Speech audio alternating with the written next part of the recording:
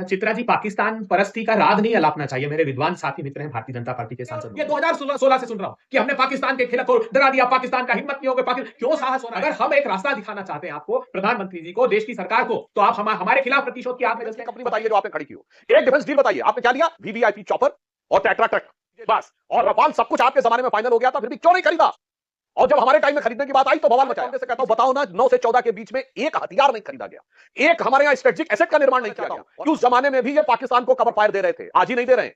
याद करिए साहब, मजाक बनाया आपने भारत की सुरक्षा का सत्ता में रहते हुए। हम कैसे भरोसा करें विपक्ष में रहते हुए? अब आइए साहब कह रहे हैं मनमोहन सिंह साहब पाकिस्तान नहीं गए। साहब, आपने श्रीनगर से मुजफ्फराबाद बस भेजी थी, मोदी जी ने मिसाइल भेजा के साथ कि टेरर एंड टॉक्स प्रभावित नहीं होगी, आतंकवाद होता रहेगा और कंपोजिट डायलॉग चलता रहेगा। बढ़ते हुए चीन के डिफेंस स्टॉक दिख रहे हैं, न फेल होती हुई चाइनीज रिफाइनरी दिख रही है, उनको सिर्फ फेल होते हुए भारत को देखना है। वो मानसिकता, काला चश्मा। जय श्री राम दोस्तों, कैसे आप? आई होप सारे स्वस्थ होंगे और मस्त होंगे। दोस्तों, आज की डिबेट में एक बार फिर कांग्रेस ने अपने प्रवक्ता को ऐसे भेजा जैसे कोई खिलाड़ी बिना प्रैक्टिस के वर्ल्ड कप खेलने उतर जाए। जी हाँ, कांग्रेस के पास अब बस 2-3 ही मुद्दे बचे हैं, ऑपरेशन सिंदूर, डोनाल्ड ट्रंप और चाइना। और इन्हीं मुद्दों को लेकर बेचारे अभय दुबे मैदान में उतरे जैसे पुरानी साइकिल लेकर फॉर्मूला 1 की रेस में आ गए हो। क्योंकि कांग्रेस के यह मुद्दे बिहार चुनाव तक तो चलेंगे ही, कांग्रेस के पास इनके अलावा सरकार को घेरने के लिए और मुद्दे हैं ही नहीं। इसीलिए डिबेट शुरू होते ही अभय दुबे जी का वही पुराना राग, अमेरिका, चीन, पाकिस्तान जैसे भारत की नहीं, यूनाइटेड नेशंस की बहस हो रही हो। लेकिन जनाब, सामने बैठे थे बीजेपी के फैक्ट मशीन, इतिहास के जीवंत एनसाइक्लोपीडिया,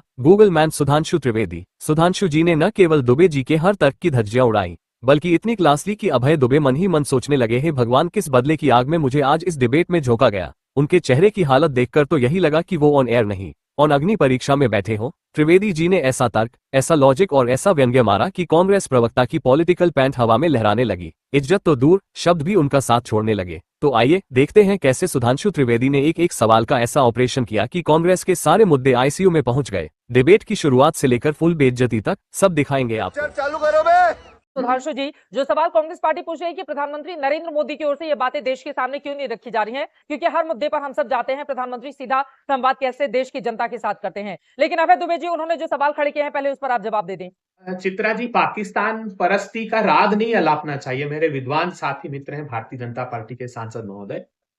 किसने प्यार प्रदर्शित किया? मनमोहन सिंह जी 10 साल पाकिस्तान नहीं गए थे, जानते हैं आप? बगैर बुलाए आप केक काटने गए कि नहीं गए? प्रधानमंत्री जी 2015 में नवाज शरीफ जी की माता जी के पैर छुए। वो छोड़िए, पुरानी घटना हो गई। इस पहलगाम से भी भयावह हमला हुआ था रियासी का पिछले साल, जब आपने अभी एक सरकार का 1 साल सेलिब्रेट किया है, उसी दिन की घटना है जब आपका मंत्रिमंडल शपथ ले रहा था। श्रद्धालुओं की 50 यात्रियों की भरी हुई जम्मू के रियासी में बस थी। आतंकवादियों ने अंधाधुंध गोलीबारी की, 9 लोगों को तो मौके पर मार डाला। वो तो ड्राइवर के सिर में गोली लग गई तो वो गाड़ी चली गई खाई में, लेकिन फिर भी 40 लोगों के सीने पर गोलियां लगी, वो जिंदा बच गए। इससे बड़ा हमला था। उसके बाद क्या किया आपने? उसके बाद हमारे विदेश मंत्री जी वो जाते हैं एससीओ की मीटिंग में पाकिस्तान, और शहबाज शरीफ के घर पर डिनर होता है, उस डिनर को एंजॉय करते हैं। क्यों साहब? आया था क्या चीन कश्मीर में? पाकिस्तान आया था? उन्होंने कहा आर्टिकल 370 के बाद हम नहीं जाते, उसने साफ विरोध कर दिया। आपने इतनी बड़ी आतंकवादी घटना हुई, उसके बावजूद उनके यहाँ डिनर करने गए, और ये 2016 से सुन रहा हूं कि हमने पाकिस्तान के खिलाफ डरा दिया, पाकिस्तान का हिम्मत नहीं होगा, पाकिस्तान क्यों साहस हो रहा है? डिटरेंस क्यों नहीं है? ये कौन तय करेगा, बताइए मुझे आप।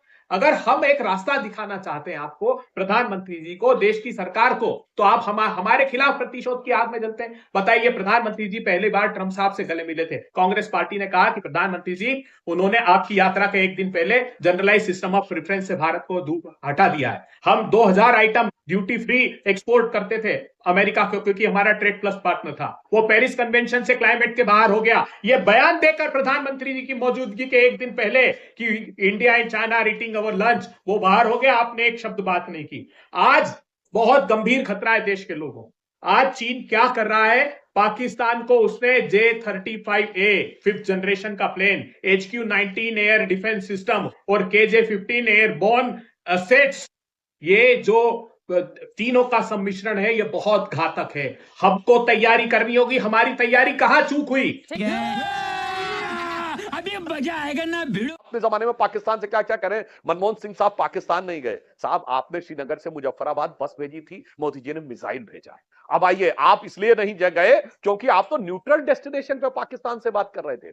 2007 में हवाना में मनमोहन सिंह ने कहा पाकिस्तान आतंकवाद से प्रेरित देश है। 26/11 के केवल 9 महीने बाद जुलाई 2009 में एक न्यूट्रल डेस्टिनेशन शर्म अल शेख में जाकर ज्वाइंट डिक्लेरेशन साइन किया पाकिस्तान के साथ कि टेरर एंड टॉक्स प्रभावित नहीं होगी, आतंकवाद होता रहेगा और कंपोजिट डायलॉग चलता रहेगा। हमारे 11 साल भारत के इतिहास के इकलौते 11 साल हैं जब पाकिस्तान से कोई औपचारिक द्विपक्षीय वार्ता नहीं हुई। 2019 से लगातार पूरे विश्व ये एक्सपेक्ट कर रहा था। और हम सुनिए ना एक मिनट, आज उन्होंने इलेक्ट्रोमैग्नेटिक स्पेक्ट्रम मैनेजमेंट का इतना बड़ा इस्तेमाल किया है, हम बहुत पीछे हैं। जब राहुल गांधी जी ड्रोन को लेकर और इस वॉरफेयर को लेकर, नॉन काइनेटिक वॉरफेयर को लेकर बात कर रहे थे तो हंसी उड़ा रहे थे। आज समय है हम आगाह करते हैं, हमारी अगर इस प्रिपेयर्डनेस पर ध्यान नहीं दिया। और एयर चीफ मार्शल को सुनिए क्या कहा है उन्होंने इंटरव्यू में कि मेरे देखते एक भी प्रोजेक्ट समय पर पूरा नहीं होता, हम साइन करते वक्त ये जानते हैं कि ये समय पर पूरा नहीं होगा। तो आज वॉरफेयर चेंज हो गया। सुधांशु त्रिवेदी जी, सरकार को कहिए कि सारे प्रतिपक्षी दलों के साथ सरकार बैठे और एक ऐसी रणनीति तैयार करें कि पाकिस्तान उनकी शिकायत इस बात को लेकर है कि विपक्षी सिखाएं दल अगर आपको सही रास्ता दिखाते हैं तो सरकार उस बात को मानती नहीं है। विरोधी दलों को आप साथ में लेकर चलना नहीं चाहते हैं देश हित के मुद्दे पर भी। कुछ भी चलो भाई देखो अब मैं क्या करता हूं। विपक्षी दल में विनम्रता से, दृढ़ता से पर गंभीरता से कहता हूं, विपक्षी दल और विशेषकर कांग्रेस भारत की सुरक्षा को लेकर गंभीर ही नहीं है। जब ये सत्ता में थे तो मैं चुनौती से पूछता हूं, 2004 से 14 के बीच की एक डिफेंस डील बताइए। 10 साल में आपने कौन सा डिफेंस प्रोडक्शन किया? एक डिफेंस की कंपनी बताइए जो आपने खड़ी की हो। एक डिफेंस डील बताइए, आपने क्या लिया? वीवीआईपी चॉपर और टेट्रा ट्रक, बस 2 चीजें ली। बात तो सही है। और रफाल सब कुछ आपके जमाने में फाइनल हो गया था, फिर भी क्यों नहीं खरीदा? और जब हमारे टाइम में खरीदने की बात आई तो बवाल मचाया। इसीलिए मैं सारे कांग्रेस से कहता हूं, बताओ ना, 9 से 14 के बीच में एक हथियार नहीं खरीदा गया, एक हमारे यहां स्ट्रेटेजिक एसेट का निर्माण नहीं किया गया। और अब मैं बताना चाहता हूं, उस जमाने में भी ये पाकिस्तान को कवर फायर दे रहे थे, आज ही नहीं दे रहे हैं। याद करिए समझौता एक्सप्रेस कि पाकिस्तान ने कराया, अमेरिकन एजेंसीज भी पाकिस्तान के ही लिए उसको दोषी मान रही है। डेविड कोलमैन हेडली की तीसरी बीवी फौजिया का अमेरिकन कोर्ट में दिया गया बयान है कि हमने जो पैसा दिया था वो पाकिस्तान ने एक ट्रेन ब्लॉक कर दिया, इन्होंने पलटकर उसको हिंदू टेरर की थ्योरी कर दी। तुरंत पाकिस्तान ने उसको अपने बचाव में यूज किया कि देखिए साहब, इंडिया में ही कहा जा रहा है कि वो हिंदू टेरर था, हमने नहीं किया था। 26/11 का हमला पाकिस्तान ने कराया, हाफिज सईद ने कराया, इनकी सरकार कहती थी और इनके नेता जाके पुस्तक का विमोचन करते थे कि 26/11 जो था वो आरएसएस ने कराया। और मैं फिर विपक्ष को बताना चाहता हूं, ये लोग क्या करने जा रहे थे। किताब लिखी गई थी कि 26/11 आरएसएस कॉन्स्पिरेसी, फिर पाकिस्तान ने यूज किया उसको हमारे खिलाफ कि देखिए इनके यहां कहा जा रहा है। और मैं दर्शकों को याद दिलाना चाहता हूं, 26/11 के सारे हमलावर फेक हिंदू आईडी लेके आए थे, सबके हाथों में कलावे थे। अगर तुकाराम ओमले ने, शहीद तुकाराम ओमले ने अपनी छाती पर दर्जनों गोलियां झेलकर अजमल आमिर कसाब को जिंदा न पकड़ा होता तो किताबें लिखने वाले तैयार थे, चेप दिया होता हिंदू आतंकवाद की थ्योरी पे। साहब मजाक बनाया आपने भारत की सुरक्षा का, सत्ता में रहते हुए हम कैसे भरोसा करें विपक्ष में रहते हुए। यही नहीं, अभी और सुनिए। और मैं तीसरा पॉइंट यह कहना चाहता हूं, एक गंभीरता से दर्शकों को समझना चाहिए। इन्होंने चाइनीज डिफेंस कंपनीज की बात कही। ये जो ऑपरेशन सिंदूर हुआ उसमें पहली बार चाइना के जो वेपनरी थी उसका रियल वॉर में यूज हुआ, और वो कितना इफेक्टिव साबित हुआ इससे ही समझा जा सकता है। अगर उनका एयर डिफेंस सिस्टम काम करता तो हम 100-150 किलोमीटर अंदर जाकर उनके स्ट्रेटेजिक किराना हिल्स, सरगोदा एयरपोर्ट, नूर खान, रहीम यार खान जैसे एयर बेसेस को हिट नहीं कर सकते थे।